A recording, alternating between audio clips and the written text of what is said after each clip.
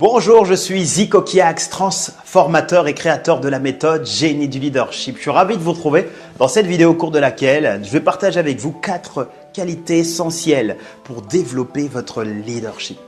Lorsque vous appliquerez ces quelques points, ces 4 stratégies, ces 4 qualités que vous développerez dans votre vie, vous deviendrez cette personne influente, cette personne qui est respectée, admirée, approuvée, suivie, écoutée.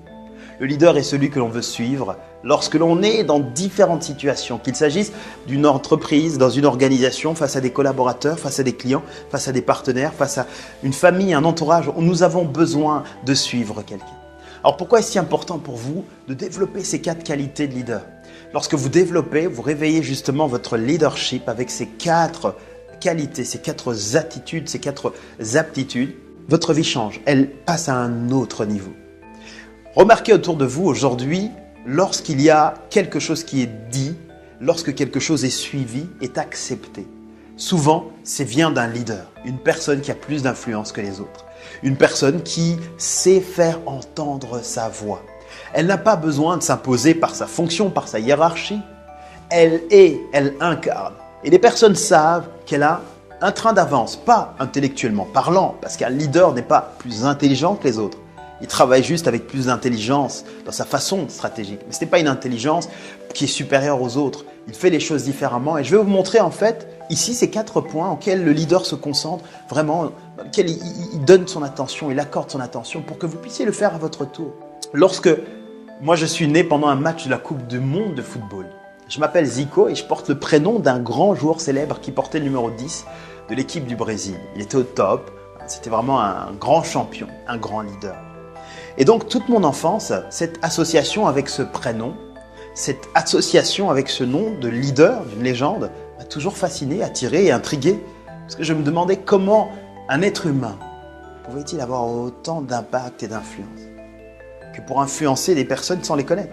Comment avait-il pu être si inspirant que mes parents ont pu m'appeler Zico sans même le connaître, sans même qu'ils sachent qu'ils existent. Et donc, j'ai consacré mon enfance et une partie de ma vie, de mon adolescence, à m'intéresser aux leaders, aux personnes qui avaient une influence, qui avaient un impact sur les autres.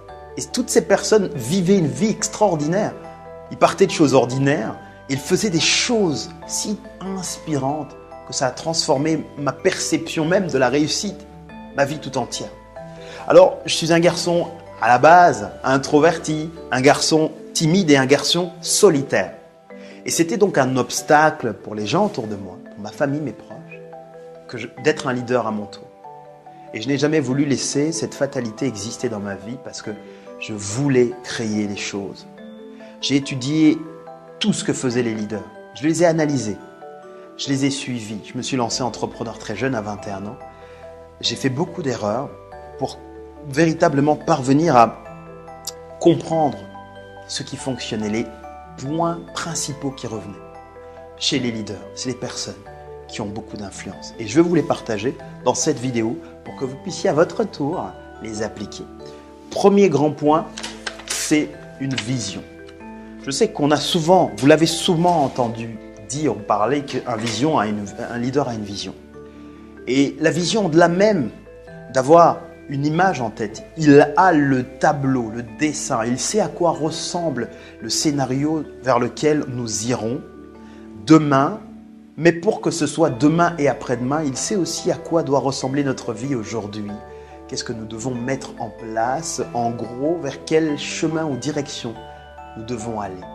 Et c'est ça qui est si fantastique. C'est comme avoir un véritable pouvoir d'imaginer quelque chose et d'y croire avant même de pouvoir le voir. Et cette vision doit être séduisante. Elle doit être séduisante parce qu'avoir une vision, c'est bien. Il faut qu'elle soit séduisante, qu'elle plaise aux gens, aux personnes, qu'elle soit véritablement belle, qu'il y ait un tableau fantastique. Et pour qu'une vision soit séduisante, il est important, pour qu'elle soit séduisante pour les autres, de les inclure. Lorsqu'ils font partie de votre vision, il la trouve séduisante. Deuxième point, ici, grand point, grande qualité, c'est d'être capable de communiquer. Alors la communication, c'est très large, c'est très vaste. Je donne des formations, des séminaires entiers rien que sur la communication. Ici, on va se concentrer sur la communication par rapport à ces 4 qualités, par rapport au leadership. C'est ici être capable de partager cette vision. Le leader est capable de partager une vision séduisante. Parce que si votre vision est belle, c'est une chose. Mais vous êtes le seul à savoir qu'elle est belle. Comment passer le message? Comment montrer aux autres qu'elle est belle aussi? Qu'ils puissent être motivés, qu'ils soient séduits finalement. Qu'elle ne soit pas séduisante seulement à vos yeux, mais aux yeux des personnes qui vous entourent. Famille, amis, clients, entourage. Lorsque vous approchez un partenaire et que vous avez une superbe idée de ce que pourrait faire votre projet, communiquez pour partager une vision. Comment arriver à transférer justement ce plaisir que vous avez chez vous à l'autre, de chez vous à l'autre? Le leader est capable de le faire. Comment le partager? Incluez les autres. Trouvez le bon canal de communication. Apportez aux autres ce qu'ils veulent. D'abord, entendre ce qu'ils veulent voir. Et dans ce qu'ils veulent voir, apportez aussi le message clé.